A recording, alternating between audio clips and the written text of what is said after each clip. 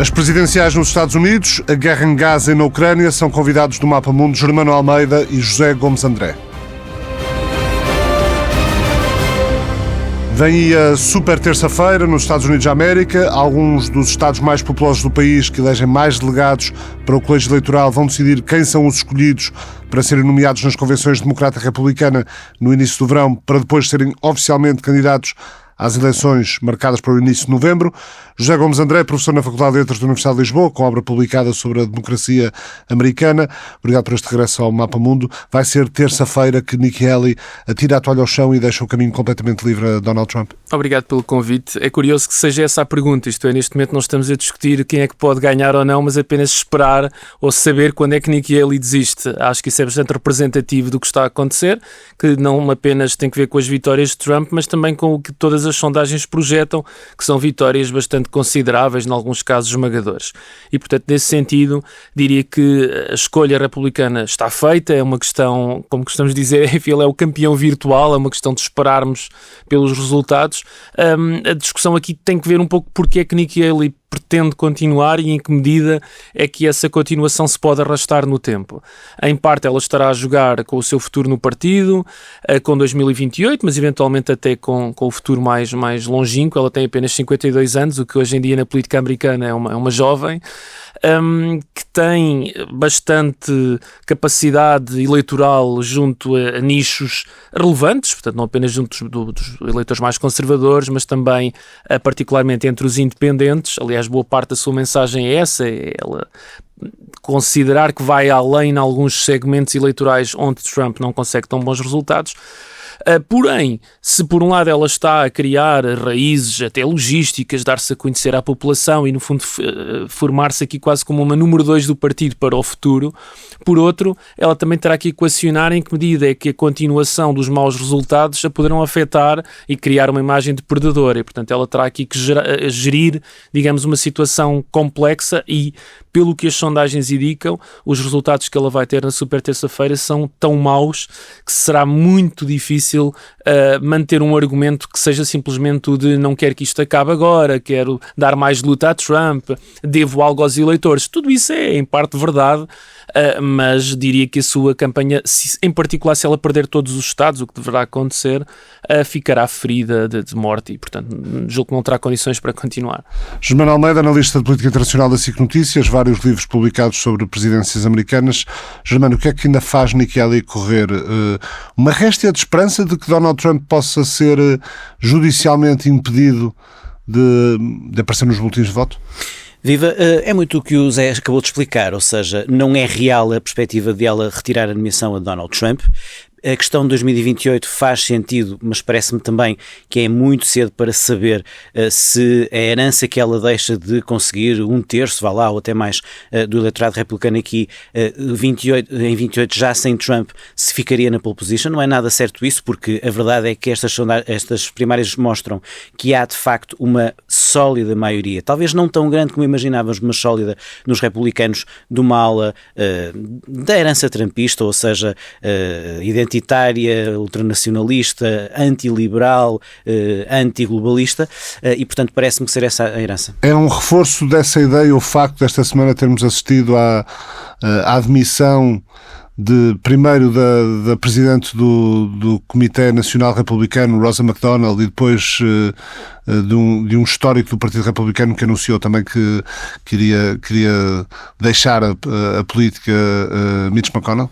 Sim, o que aconteceu nos últimos anos é que Trump foi secando o que restava de um partido republicano mais clássico. Sabemos que ele existe, a questão é que ele, como não é eleitoralmente dominador, vai ficando pelo caminho e vão-se demitindo. Isso aconteceu nos últimos anos em várias situações. O caso mais recente foi de Kevin McCarthy, que nem sequer era muito isso, mas enfim, que não se rendeu completamente ao trumpismo. Teve momentos, não é? Teve momentos em que sim e depois que não.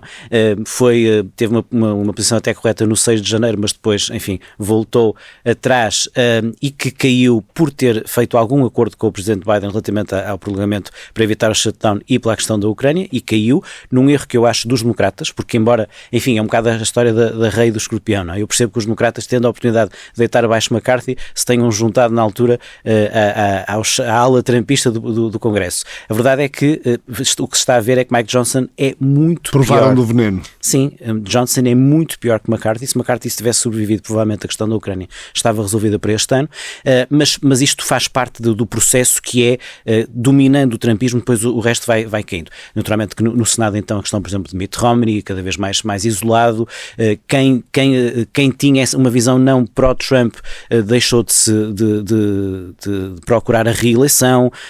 Isso aconteceu muito e está a acontecer, é um pouco dentro do processo. De todo modo, Nikki Haley, como o Zé Gomes André estava a explicar, sendo alguém com 52 anos e com a votação que está a ter, é obviamente um caso para 2028, até porque se olharmos para quem esteve na administração de Trump, quase todos, como nos lembramos, saíram em forte ruptura e com estrondo contra o Presidente, depois dizendo coisas inacreditáveis sobre o Presidente e escrevendo livros a arrasar o Presidente, John Bolton, o General Kelly, muitos outros.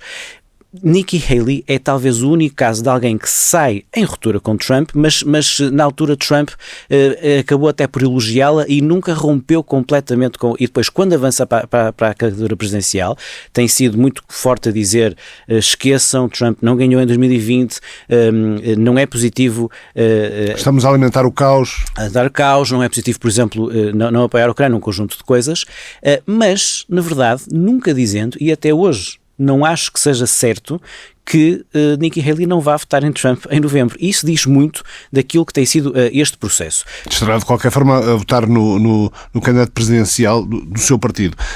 Mas depois do usar da Carolina do Sul, no estado natal dela, onde perdeu por mais de 20 pontos percentuais de diferença. Ainda assim, Nikki Haley, no espaço de 24 horas, conseguiu angariar fundos no equivalente a 924 mil euros, se não me falha a memória. Depois disso, depois dessas 24 horas, não terá sido o anúncio dos bilionários irmãos Scotts de que lhe tiravam o apoio financeiro determinante para ela assumir logo que a partir de terça-feira acabava? Sim, claramente. Eu acho aliás, que só chega à super terça-feira por uma questão também de já ter esse financiamento possível de lá chegar e para, lá está, marcar território para 2028, porque naturalmente, tendo em conta as derrotas todas que teve até agora, não é muito racional que chegasse até lá, porque ela sabe que não vai ser nomeada. Seja como for, olhando para os resultados até agora, o que me parece parece-me claro que Trump vai ganhar os estados todos, ou seja, a hipótese que Nikki tinha de ganhar algum estado era no New Hampshire e ela tem 44%. O resultado na Carolina do Sul não parece assim tão mau, 40% num estado que é muito mais conservador que o New Hampshire, que é muito mais o que é hoje o eleitorado de Trump. Aliás, houve Sim, mas os 40% pode ter sido efeito de estar a jogar em casa. Certo. De todo modo, ela tem 300 mil republicanos que não votam em Trump na Carolina do Sul, no Michigan quase 300 mil, embora 27% só, mas só para dizer, portanto, no noite no New Hampshire, depois daqueles 56-44, o 538 faz uma que é um agregador de sondagens, faz uma projeção de, com estes resultados, como é que será nos outros estados, tendo em conta as composições demográficas de cada estado. Portanto, com a mesma votação por segmento, deu 56-44 no New Hampshire, dava 40 pontos de vantagem ao Trump na Carolina do Sul, ele teve 20, ou seja, ela acabou por ter um desempenho, tendo em conta os segmentos, superior às expectativas, mas claro que tendo governado a Carolina do Sul, claro que parece uma derrota. Só muito rapidamente para explicar, ela governa a Carolina do Sul entre 2011 e 2017, numa altura em que ela era mais à direita do que é hoje, e em que Trump, curiosamente, pré-2016, as coisas eram, digamos, ao contrário. Mas isso mostra a mudança da própria evolução do Partido Republicano. Dito isto, Donald Trump tem uma eleição fácil, como se esperava, mas, na minha opinião, até agora, os sinais para a eleição geral mostram que ele não está a desempenhar assim tão bem. Já lá vamos às sondagens nacionais. Zé Gomes, vai ser, portanto, um passeio para Donald Trump até novembro, tudo indica. E do lado democrata, como correram a Joe Biden as coisas no Michigan? Bom, tradicionalmente as eleições primárias para o incumbente, como os americanos chamam, ou seja, no fundo o presidente que está na Casa Branca e que apesar disso concorre nas primárias do seu partido, muito raramente são disputadas, até porque normalmente não há adversários suficientemente credíveis e por isso nesse sentido as primárias democratas não existem como corrida eleitoral. elas servem essencialmente para dentro do Partido Democrata haver algum tipo de manifestação de perturbações, incómodo, dando lugar a alguns movimentos um pouco estranhos, singulares. Foi o que aconteceu no Michigan, onde na verdade um pequeno, enfim, mas significativo grupo pró-democrata, mas crítico de Biden, organizou de alguma forma uma espécie de protesto, dando a hipótese aos eleitores de votarem num não candidato, como forma justamente de criticar a prestação de Joe Biden no que diz respeito ao conflito enfim, israelo-palestiniano. No fundo é um grupo de pessoas de origem árabe que vivem nos Estados Unidos, alguns muçulmanos, não todos, aqui às vezes há aqui umas nuances que importa ter em conta, mas que sobretudo dá conta de uma parte do eleitorado, neste caso não apenas no Michigan, mas penso que este fenómeno é bastante generalizado, de uma ala do Partido Democrata que está insatisfeita com a posição de Biden por considerar que ela é demasiado pró-Israel. Isto naturalmente é um debate bastante mais vasto. Mas que está a conseguir uma forte mobilização, nomeadamente do eleitorado mais jovem e nos campos universitários. Não, sem dúvida, e que pode ser relevante a nível nacional, porque, repare, tradicionalmente nos Estados Unidos há um grande consenso nesta matéria, mas por sua vez, da mesma maneira que o Germano falava aqui de como o Partido Republicano se foi, de alguma maneira, subordinando a Trump, o Partido Democrata tem hoje uma faixa mais à esquerda, mais progressista, que tem um impacto muito grande, nomeadamente em termos mediáticos. E isso é relevante, porque isso passa para a parte do eleitorado. Ou seja, há uma parte do eleitorado que considera Biden demasiado moderado, demasiado institucionalista, demasiado centrista, e que preferia, nesta matéria, ver uma posição crítica de Israel, coisa que, por sua vez, custaria imenso a Biden noutro segmento do eleitorado. De alguma maneira, para os nossos ouvintes, é importante entender que a política americana, sendo bipolarizada em termos partidários, faz destes mesmos partidos um chapéu de chuva ideológico extremamente vasto, que vai desde a quase extrema-esquerda, vai mesmo desde a extrema-esquerda, até um centro muito moderado. E, portanto, estas tensões e estes conflitos republicano, são inevitáveis. Um centro-direita quase em completa erosão até uma extrema-direita. Sim, sem dúvida. O que, por sua vez, levanta questões de fundo, de futuro, que nós só podemos imaginar, que tem que ver também com o futuro pós-Trump no Partido Republicano. Porque, o Partido Republicano tem mais de 150 anos. Teve o Lincoln, teve o Theodore Roosevelt, teve o Eisenhower, quer dizer, uma série de figuras cruciais. O Partido Republicano não é Trump. O Partido Republicano, neste momento, tem uma índole trumpista que poderá ou não permanecer. Também não sei. Nikki Haley certamente querá ser a representante de uma visão mais tradicional do Partido Republicano e, nessa medida, penso que ajuda, como o Germano falava, a sua continuidade tem também aqui a ver com algum posicionamento até ideológico, porque o partido daqui a 4 anos vai ter que fazer esse debate, que é para onde é que vamos ideologicamente, politicamente, estrategicamente. E o Partido Democrata tem também essas tensões internas. Eu diria, apesar disso, que o facto de nestas primárias não ter aparecido nenhum candidato com alguma substância, e a certa altura chegou a colocar-se essa possibilidade, mas, por exemplo, houve uma espécie ali de suicídio político com o Robert Kennedy, com uma série de declarações bastante infelizes e muito frágeis, que fizeram para Biden estas primárias um passeio também, o que eu acho que era fundamental para a sua candidatura. Apesar disso, e depois podemos falar sobre isso, há algumas fissões internas do Partido Democrata, que poderão ser preocupantes para Biden. Germano, o anúncio, o José Gomes André já tocava no assunto, o anúncio de Biden de um acordo iminente para o Médio Oriente para segunda-feira, quando quer os mediadores egípcios, quer o Israel e o Hamas diziam que ainda podemos estar longe de um acordo, foi uma precipitação por parte de Joe Biden? Pode ter tido a ver com as eleições no Michigan, por incrível que pareça, porque ele de facto no Michigan precisava de força. Sim.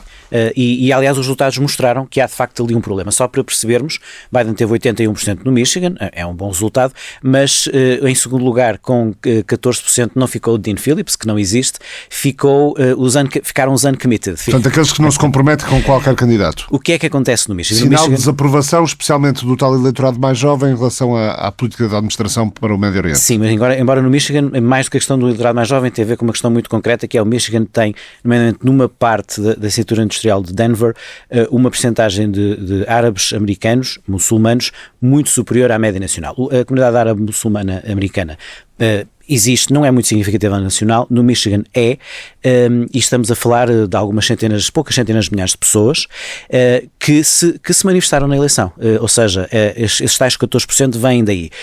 Só para termos uma ideia, Biden perdeu para os uncommitted, à volta de 60-40, em duas pequenas localidades, uma Dearborn e outra que não estou agora a lembrar do nome. Em Dearborn, o mayor é árabe. Onde esteve a fazer campanha, aliás? Onde esteve a campanha. O mayor é um senhor chamado Abdullah Mahmoud, que é árabe-americano, nasceu nos Estados Unidos, mas é de uma família xiita libanesa e democrata, absolutamente democrata, e ele foi claro a dizer: isto é um sinal ao presidente Biden que está errado na questão do apoio a Israel e na forma como tem apoiado o governo Netanyahu, e portanto a questão existe. Vamos dizer, a nível de quantidade, podíamos falar não é muita gente, mas vamos pôr as coisas em perspectiva. Biden ganhou a Trump no Michigan por 154 mil votos há 4 anos e Trump ganhou a Hillary no Michigan há 8 anos por 10 mil votos. E portanto o número de árabes americanos no Michigan é significativo para decidir. Se eles não votarem em Biden por causa disso, Biden pode perder no Michigan e, no limite, Biden não perdendo no Michigan pode perder na eleição. Isto pode mesmo acontecer. Zé Gomes André, falavas em nuances do Partido Democrata também. Sim, eu creio que, repare, até na análise destas questões internacionais, e de facto isto torna a nossa análise particularmente difícil, este é um ano que, pela importância da eleição presidencial, os reflexos nas tomadas de decisões internacionais adicionam aqui um novo ingrediente que vai para além do simplesmente da posição tradicional quer do presidente, quer dos seus opositores. Aliás, Trump também está a jogar com isso na forma como fala da Ucrânia, chegando ao ponto de haver aqui algumas contradições que sinceramente tornam quase impossível perceber o que é que ele realmente quer fazer. Eu confesso pessoalmente, não sei se é o caso do Germano, eu ainda não percebi muito bem qual é o plano de Trump para a Ucrânia. Ele também não é muito específico quanto a isso, mas efetivamente não se consegue entender plenamente. No caso de Biden, isto é particularmente difícil porque os dados internos mostram a sua fragilidade em segmentos muito fiéis ao Partido Democrata. Ou seja, imagina o que é Biden estar a preparar uma reeleição difícil contra um candidato forte, que se prevê necessariamente renhida, e sentir que não tem sequer a sua base com ele. Ou seja, setores muito tipicamente democratas, os latinos, os afro-americanos, o eleitorado jovem, e agora até, imagine-se, um certo tipo de eleitorado que é muito, quer dizer, para quem a questão judaica, a questão palestiniana, naturalmente, torna-se ainda mais sensível, ou seja, um dos poucos eleitorados mais sólidos, como o Germano estava a falar, a comunidade árabe-americana é fortemente democrata, quer dizer, há anos, muito perto dos 90 e tal % de votos. Se agora até esses grupos estão a gerar problemas, isso deixa Biden numa posição extremamente frágil, até porque necessariamente, repare, não pode entrar aqui num zigue-zague, quer dizer, imaginem o que seria agora Biden começar a criticar Israel e mudar a sua posição, quer dizer, isso teria consequências desastrosas. Agora, estas feições mostram que, quer dizer, Biden é aqui um pouco, fazendo aqui uma analogia com o futebol, um treinador cuja equipa neste momento está tudo a correr mal, a defesa não está bem, o ataque não consegue finalizar, o guarda-redes dá uns frangos, e o Biden neste momento tem uma série de grupos descontentes, tem uma forte pressão da ala esquerda do seu partido na questão palestiniana, não só promovendo lógicas de acordo, mas de crítica de Israel. Eu diria que esta é, para a ala esquerda do Partido Democrata, talvez a questão mais importante. Não tem tanto a ver com, percebem no fundo que a mediação e o entendimento não depende só de Biden, querem ouvir uma palavra crítica de Biden para Israel. Isso não tem acontecido. Portanto, ele no fundo tem aqui uma casa em chamas, agora também, só para juntar isso para uma discussão futura. Isso não significa que ele não tenha boas hipóteses de ganhar, porque tem, evidentemente, desde logo um legado de 4 anos bastante favorável e uma série enfim, a sua experiência, a sua solidez argumentativa deixam os democratas também numa posição possível de ganhar, como é óbvio. Nas sondagens nacionais, Trump continua a liderar. Eu via números há dias. Creio que o voto, a margem inferior de Donald Trump andava nos 41%, entre os 41% e os 52%, e Joe Biden entre os 39% e os 49%. Portanto, há uma ligeira diferença, ainda que dentro de um intervalo de margem de erro, mas Donald Trump leva a melhor sobre Joe Biden nas sondagens. Sim, neste momento com uma pequena vantagem. Acho que falta muito tempo. Acho que uma vantagem deste género não é especialmente relevante.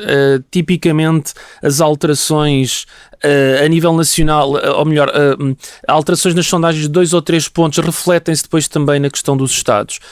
Eu diria que neste momento o elemento mais preocupante para Biden é que nos chamados swing states, portanto os tais Estados voláteis que decidem a eleição, o único onde ele parece manter a sua posição e com dificuldades é a Pensilvânia. O que aliás é crucial, porque sem Pensilvânia não há mapa vencedor para Biden. E portanto Trump está à frente em todos os restantes, e isso obviamente é preocupante, nomeadamente em regiões que já são tradicionalmente conservadoras. Têm alterado, mas eu diria que a Geórgia, Nevada e Arizona porquê? Que são 2 estados onde os democratas até têm conseguido bons resultados, mas onde o eleitorado latino, que há pouco falávamos, é crucial, e esse eleitorado está a abandonar, pelo menos do ponto de vista das sondagens, não sabemos se isso depois se refletirá objetivamente, está a abandonar Biden, está a juntar-se a Trump, e sem os latinos Biden não consegue ganhar o Arizona nem o Nevada, e a Geórgia, que é um estado que votou durante anos e anos nos republicanos, na última eleição passou para os democratas, mas onde à partida Biden terá muitas dificuldades, e lá está, aqui entra não os latinos, mas os afro-americanos, que por sua vez também não estão propriamente alinhados com o atual presidente. E nesse sentido eu diria que, olhando para as sondagens, elas todas trazem sinais preocupantes para Biden, mas não de uma forma taxativa. Se estas sondagens, imaginemos, se registarem a um mês da eleição, aí claramente sinal vermelho na sala. A esta altura diria que ainda é demasiado cedo para isso, mas Trump parece ter boas condições para regressar à Casa Branca, não sabemos. Germano, a tua opinião? Já vou a esta parte, estou totalmente de acordo com o José Gomes André aqui, só levantar mais uma outra questão, mas antes, relativamente à posição do Trump, acho muito interessante apontar isso. Eu acho que é estratégico também para o Trump não percebermos bem o que é que ele acha sobre a guerra da Ucrânia. O que eu acho que ele vai fazer porque ele há uns tempos disse que não conseguia dizer se estava do lado da Rússia ou da Ucrânia, estava do lado da paz. Ele vai insistir nessa via e vai dizer Biden não conseguiu impedir Putin de fazer a guerra, é fraco, e eu tenho uma relação melhor com Putin e vou forçar Putin a parar e vou dizer a Zelensky para parar. E então ele vai aparecer, vai usar o cansaço do eleitorado americano para aparecer como o candidato que vai conseguir resolver a questão de ajudar ou não a Ucrânia, como ele diz, acabando com a guerra. O que é acabar com a guerra para Trump? É, no fundo, admitir, e isso é de uma extrema gravidade, a ocupação russa dos 20%, mas dizer, eu vou convencer Putin a parar por ali e através da paragem do apoio à Ucrânia, forçar Zelensky a de algum modo aceitar. E eu acho que é isso que vai acontecer. De todo modo, ele vai aparecer como candidato de eu vou resolver a questão de dar mais apoio ou não, fazendo com que isso deixe de ser uma coisa importante. De todo modo, isto é importante para quem? Para nós europeus, para os americanos. Eu não acho que a questão da Ucrânia vai ser importante para a eleição geral. Acho que a questão de Israel-Palestina vai ser mais importante para a eleição geral, nomeadamente para Biden, que tem um sério problema, como Zé bem explicou. Sobre a eleição, vamos ver, as sondagens têm má fama, não é? Mas é curioso fazer este exercício. As sondagens há 4 anos, nesta altura, davam uma vantagem a Biden no plano nacional, precisamente igual àquela que aconteceu mesmo, dá uma vantagem a Biden na casa dos 4,5, 5 pontos, que foi o que aconteceu. Pode querer dizer que Trump pode ganhar com esta vantagem. Pronto. De todo modo, sabemos que as sondagens nacionais enganam-nos mais do que nos dizem quem vai ganhar, e relativamente aos Estados, Biden tem de facto um problema com os latinos, não faço ideia se ele vai resolver o problema ou não. A minha expectativa é que Biden tenha um potencial de melhorar bastante até a eleição com os negros. Isso tem questão de mobilizar. Os últimos dados relativamente aos negros eram um pouco preocupantes. Os negros preferiram Biden com 87% há 4 anos e agora só preferem, nas sondagens, 55% a 60%. Se ele melhorar aí e conseguir mobilizar, eu acho que Biden... Ele foi tão forte em 2020 em estados como a Geórgia que eu acho que tem algumas hipóteses ainda de pensar na Geórgia. Se Biden mantiver o Midwest, como eu acho que vai conseguir manter o Midwest e conseguir a Geórgia, mesmo perdendo Nevada e Arizona, possivelmente poderá ganhar, mas enfim, vai ser muito por aí. Acho sinceramente que vai voltar a haver uma eleição tipo 2016 de ser decidida por 1 ou 2 estados. Trump, a vantagem que tinha nas eleições mostra que Trump manteve sempre muito mobilizado o seu eleitorado. Biden tem um grande problema, que é a idade. E aí não fazemos ideia o que é que isso vai contar.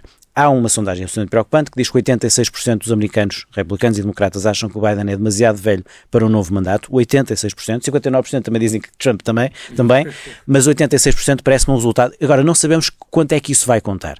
Ou seja, isto até pode ser uma coisa tão comprometedora que depois até podemos ter, não afasta essa hipótese, uma surpresa na noite eleitoral e vermos Trump com uma grande vitória. Não acho provável, mas não sabemos quanto é que isso vai contar. E depois, o que é que ninguém nesta mesa, nem em lado nenhum, também sabe? Se alguma coisa, se algum problema de saúde ocorrer a Biden até novembro, isso é comprometedor. Ou seja, aí fica a ideia de o homem não tem mesmo condições. Os democratas quiseram correr esse risco. É um risco que se compreende, porque é um presidente incumbente que, apesar destes problemas todos, está a fazer, na minha opinião, um bom mandato. Portanto, é normal que se vá a um segundo mandato.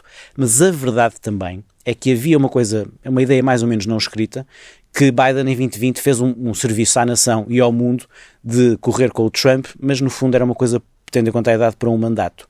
O que é que aconteceu? O que aconteceu é que ele teve um resultado nas intercalares muitíssimo bom e ele ficou muito entusiasmado com isso e nesse dia, na minha opinião, decidiu avançar. E avançando naturalmente... Muitíssimo bom, apesar de ter perdido a Câmara dos Representantes. O resultado dos democratas nas intercalares é o melhor resultado em 40 anos dos democratas no poder e o melhor resultado em 20 anos de alguém no poder numas intercalares. E, portanto, é disto que estamos a falar. É verdade que perdeu a Câmara dos Representantes e isso tem sido dramático para ele, foi por muito pouco. Mas a verdade é que ficou bastante acima. E nas intercalares, nessa noite, percebemos uma coisa. A questão do Capitólio teve mais influência do que nós pensamos, ou seja, nos casos em que havia corridas competitivas, em que havia candidatos trumpistas que podiam controlar o processo eleitoral nos estados decisivos, eles perderam todos.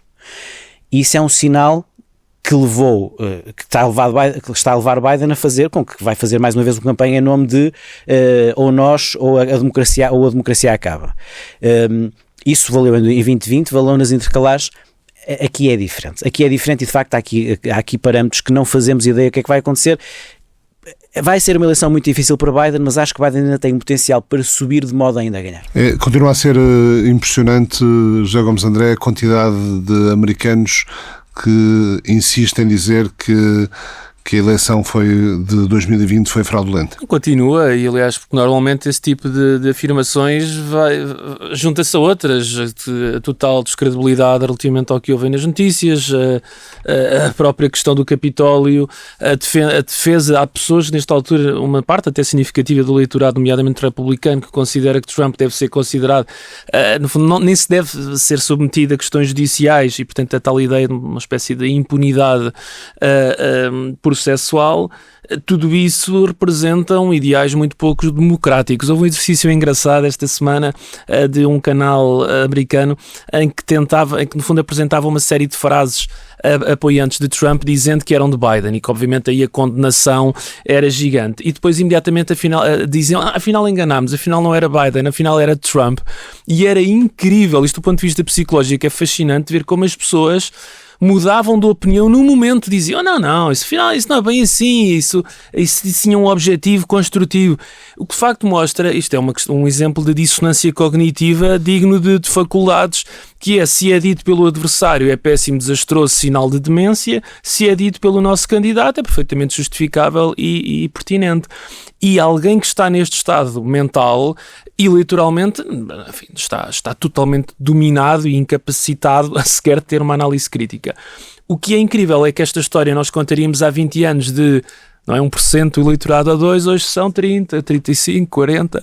E isso representa uma sociedade anquilosada e incapaz de fazer, de facto, essa análise crítica. E, portanto, boa parte desta nossa leitura sobre o que é que pode mudar tem que ver com alguns indecisos e com uma pequena margem de pessoas que, apesar disso, ainda olha para isto com uma análise mais consistente. Ou seja, prevalece aquela ideia de que os americanos em novembro vão escolher o menos mau. Não, isso sem dúvida. Aliás, os números, sempre que se pergunta, acha que é uma boa ideia Trump contra Biden, toda a gente diz que é uma má ideia. Democratas, republicanos, independentes. Quando se fala da questão da idade, aplica-se normalmente aos dois candidatos. Quando se fala sobre a necessidade de sangue novo na política americana, toda a gente é altamente a favor. Agora, as circunstâncias criaram isto e naturalmente é difícil interpretar e ao mesmo tempo extremamente simples. De um lado temos um narcisista que obviamente vê, estou a falar de Trump, que vê a eleição de 2020 como um resultado, enfim, inaceitável e sobretudo ilegítimo e que, portanto, quer essencialmente num processo de vingança regressar à Casa Branca para salvar a sua própria história. E do outro temos Biden, que eu juntaria, para além da interpretação do Germano, com a qual naturalmente concordo, que há aqui, houve uma certa leitura de Biden, poderá haver um certo entusiasmo pelo poder, não sei, não tenho a certeza, eu diria que é talvez uma certa leitura de que não teve um sucessor. Isso em parte é a responsabilidade dele, que não criou portas para a Kamala Harris brilhar. A própria Kamala Harris, convenhamos, não teve uma vice-presidência muito afirmativa e o Partido Democrata, neste aspecto, estrategicamente, acho que cometeu um erro óbvio, que foi o de não preparar esse sucessor. Naturalmente, os partidos norte-americanos não têm o poder que os partidos europeus têm e, portanto, não se fabricam candidatos do nada.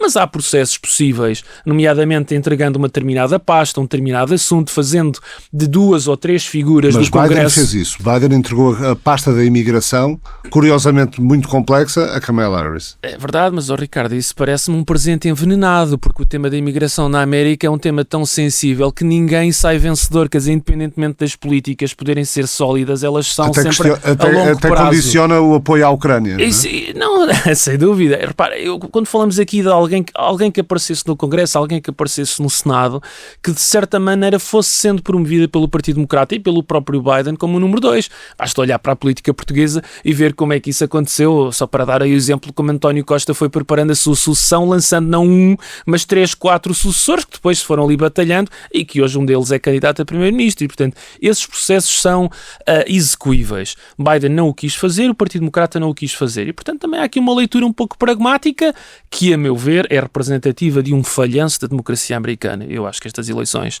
são um mau sinal do que se está a passar nos Estados Unidos, independentemente da dignidade e da capacidade de Joe Biden. Não faz nenhum sentido a sua candidatura no estado de saúde em que se encontra, a meu ver, e a candidatura de Trump não faz sentido por todos os motivos. Em todo o caso, quer dizer, os Estados Unidos estarem reduzidos a estas duas possibilidades, a estas circunstâncias, acho francamente preocupante. Germano? Só mesmo para atalhar. Há uma coisa que eu acho que é muito preocupante para Biden é continuar a haver tantos democratas a dizer que devia ser outro candidato. Há uma coisa que me parece que é a grande oportunidade para ele, é que nós estamos atentos, agora subiu as sondagens dizem isto, grande parte dos americanos, mas mesmo uma porcentagem muito significativa, ainda nem sequer está a pensar nisso, não faz ideia como as coisas estão. Com o aproximar da eleição, quando grande parte dos americanos, que de forma consistente, dizem ao longo destes anos, a grande rejeição, nós olhamos muito e ficamos impressionados com a quantidade de pessoas que apoiam Trump. A grande rejeição na América é a Trump, é uma rejeição muito sólida e quando grande parte dessas pessoas perceberem que há um risco real de voltar Trump à Casa Branca, parece-me que essa é a oportunidade de Biden subir um pouco mais. Sobre o que o Gomes André estava a dizer sobre a contradição de são candidatos com problemas óbvios e, no entanto, são inevitáveis, não é? Só para percebermos como esta eleição é mesmo diferente nesse aspecto. Trump vai ser candidato pela 3ª vez seguida. Isso não acontecia desde Roosevelt e noutro partido. Trump vai tentar fazer uma coisa que só aconteceu uma vez na história americana, que é alguém ter sido presidente, perder e depois voltar a ser. E aconteceu já há 130 e tal anos. Portanto, na história recente da política americana nunca aconteceu. Porquê? Porque perdendo há uma regra normal da democracia de pronto, ok, perdeu, fui presidente, perdeu, já tive a minha altura. Trump, isto mostra também como Trump alterou completamente as regras, nomeadamente a tradição do próprio Partido Republicano. É outra coisa, digamos assim. E isso ajuda-nos a perceber como ele manteve a sua base.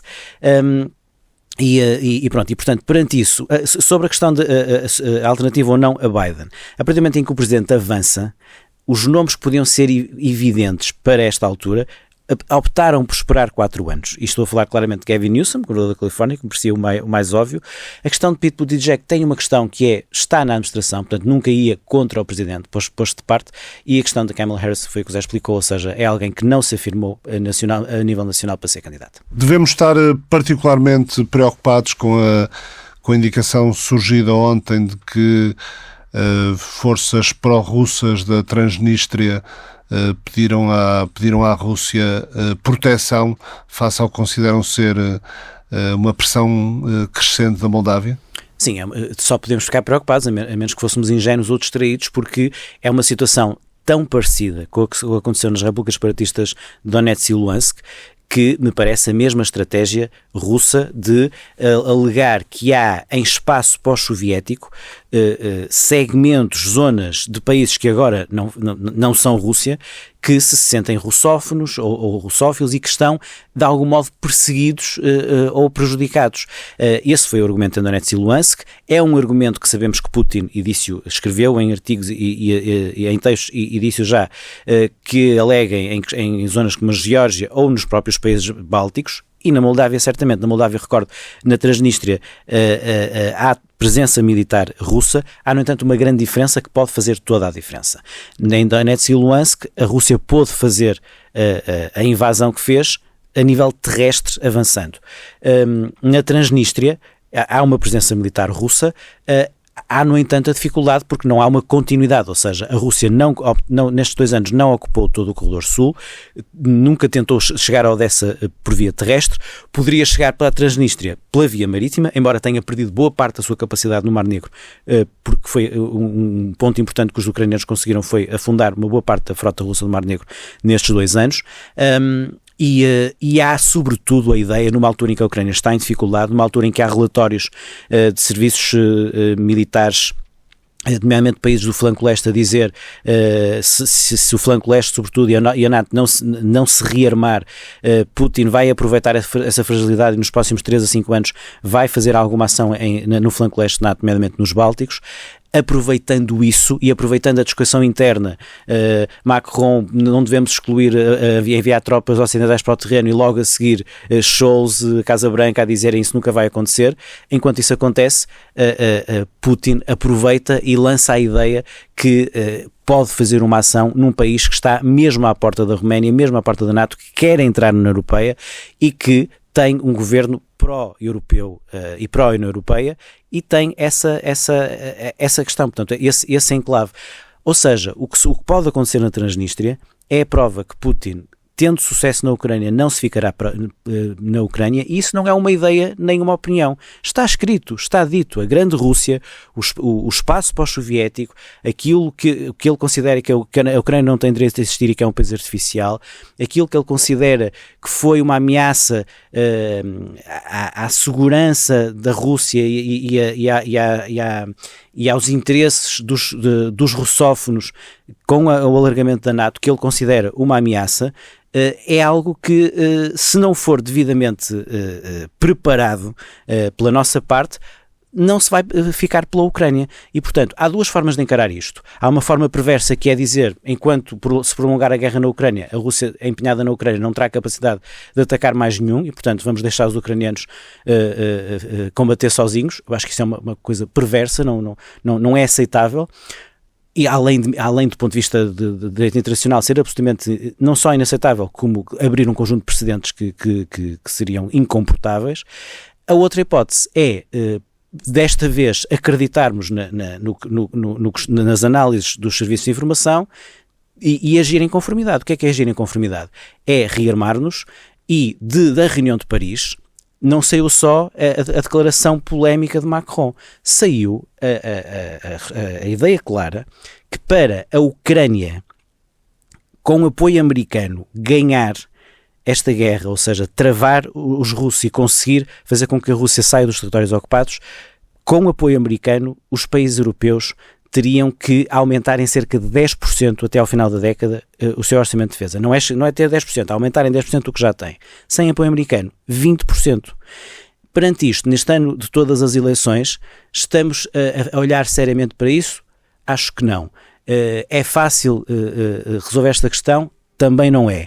Mas o que é que há 2 anos a invasão russa da Ucrânia nos mostrou? É melhor prepararmos do que sermos apanhados de surpresa e depois, em pânico, tomarmos decisões rapidamente que depois percebemos que não temos condições para as cumprir. Já não temos tempo para abordar o assunto, mas já agora, referindo-se à questão do Médio Oriente, a Rússia passou a ter também um papel na mediação no Médio Oriente. Sabemos que o Qatar e o Egito têm mediado as negociações, com forte envolvimento dos Estados Unidos, no diálogo com Israel, para tentar trazer Israel para uma solução, pelo menos para um cessar-fogo que permita a ajuda humanitária e a libertação dos reféns, mas entretanto também já se fala no médio prazo e na necessidade de constituir um governo tecnocrático na faixa de Gaza, e representantes da Fatah e do Hamas chegaram a Moscovo esta quarta-feira à noite para tentar ultrapassar divisões e negociar uma reconciliação com vista à possível formação de um governo de tecnocratas. Germano Almeida, José Gomes André, muito obrigado. O Mapa Mundo regressa na próxima semana. O Mapa Mundo é uma parceria da TSF com o Instituto Português de Relações Internacionais.